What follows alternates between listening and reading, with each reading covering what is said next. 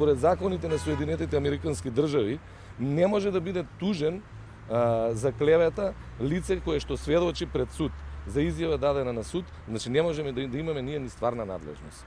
Меѓутоа, мислам дека им е ова познато и на спротивната страна, а целта на новија тужби против Слободан Богоевски беше во предизборието тужителите по мое, односно по мислење на мојот властодавец, за да се оправдаат за тоа што го правеле, за тоа што се води, дали го правеле, не знам, судот во Америка ќе се каже, за тоа што се води постапка во Америка да се оправдаат пред својот електорат во очи на изборите во децембар месец 2016.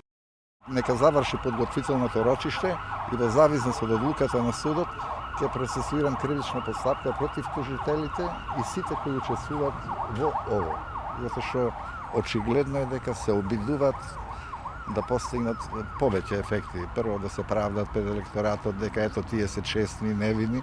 Второ, да изнесуваат било каква пресуда тука во судовите, каде што порано, знаете, се по нарачки се донесува.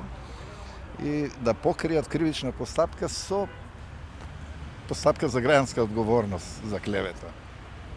Тоа е нонсенс. Но во Македонија, видовме овие години, се возможно.